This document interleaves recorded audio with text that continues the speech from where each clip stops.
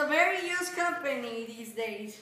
Today, we're looking at the life, the leadership, and the legacy of the creator of Apple.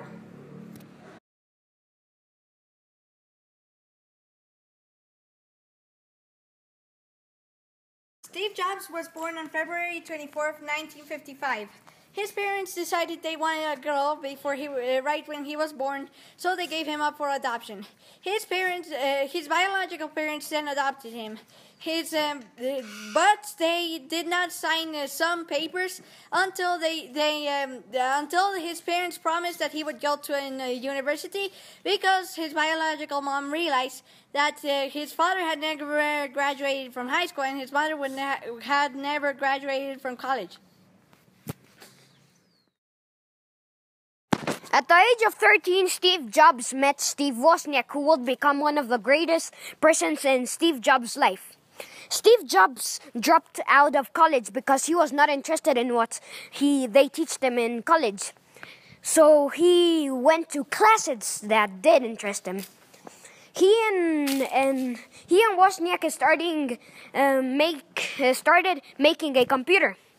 They presented the computer so the people could see it, but the people were not interested in it because it wasn't that good at those times. So Steve Wozniak and Steve Jobs started making it better. So then all the people got interested in it, and there's where the story started of his leadership. From two people in a garage to a $2 billion company with over 4,000 employees.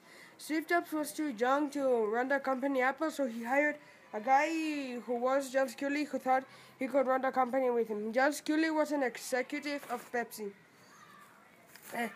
After this, they made the Macintosh and other products which were great. John Sculley didn't like how Steve Jobs was too harsh with employees, so he convinced the board to fire Steve Jobs from Apple. He succeeded with that plan, so Steve Jobs got fired from Apple, but Steve Jobs didn't give up because he loved what he did, and what he did was great stuff. He made a company next and bought the company Pixar. And after this, Apple bought Next and Disney bought Pixar. When Apple bought Next, it made Steve Jobs getting back to Apple. And then he got rid of some people who he didn't want to be in the company Apple. One of them was John Sculley. But Steve Jobs kept going, and he made still made great products like the iPod, iPhone, and other laptops. Jobs was a great leader.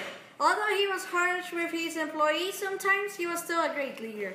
He led people to new technology, like the iPhone, the iPad, computers, and some that we use even today.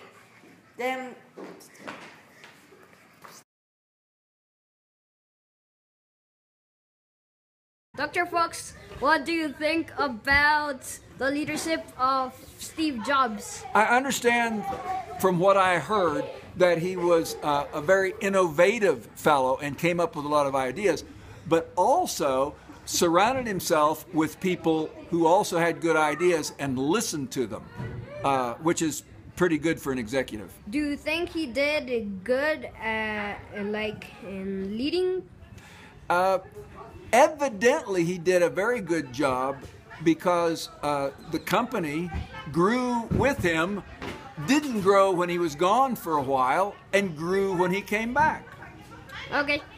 Thanks for all this information, Dr. Fox. Certainly. Bye. Happy to help. What is Steve Jobs' legacy? Steve Jobs is the most admired businessman in the world today, even though he has passed on. I think if you asked any business student who is your role model in business, 90% would say Steve Jobs. It's incredible the impact that he has had on business today. He created products that were so beautifully designed and so unique that people just wanted them. And now today, if you look at Apple, it's the largest company in the US, in the entire world actually, And it's extremely profitable because people love Apple products and they're willing to pay more for them. So anyone that has an Android phone, this is kind of a commodity, and they're all using the same operating system. It's all similar, and the prices are usually a lot lower. But with an iPhone, people are willing to pay big bucks, and really Steve Jobs, more than anyone on earth, has created products that are so beautiful and so functional that people just love them and are willing to pay more for them.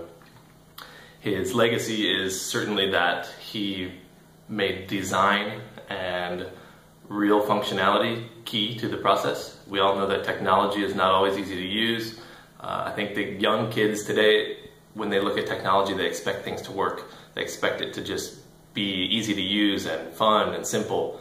And that was not always the case. And typically, when people looked at new technologies, people didn't want to use them. People said, okay, this is complicated and hard to use. But with Apple, they've always made everything as easy to use as possible.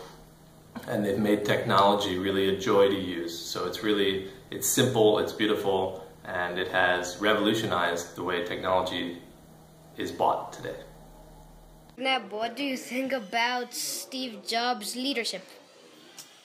I think he was a great leader. I think he was a great motivator. I think he was able to think outside the box and get the people who worked for him to be really innovative in the products and technology that he brought to the table, not only with Apple but with Pixar, which was later absorbed by Disney. And the MP3 player, the iPod, along with the iPhone and iTunes and the App Store and things like that, are what turned Apple around from bankruptcy to one of the more profitable companies in the world. What do you think about his legacy he left behind?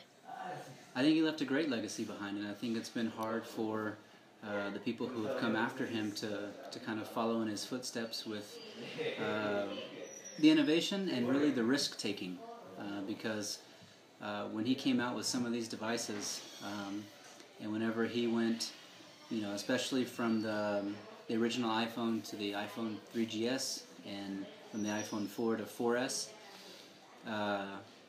it was a huge risk for the smartphone industry, and he was willing to take that, and it paid off huge dividends for him. Now, along with the operating system, especially the OS X, now they've moved on from that. Being able to tie all the devices together, I think, has been a huge part of the success. And later with the iPad and the tablet industry, now the iWatch is coming out, or the Apple Watch. And so shortly after Steve Jobs took over Apple again in 1998, because a lot of people don't know this, but he was with Apple before, and he had some differences with their board.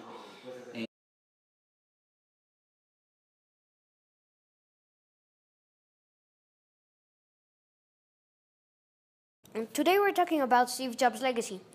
I think that there's two legacies he left behind: his products and his faith. His products, because we all know him because of the iPhones, the iPads, the Apple computers. But in his faith, because he never gave up when he was mostly depressed, when he got fired of Apple, when he never lost faith. That's one of his greatest legacies he had.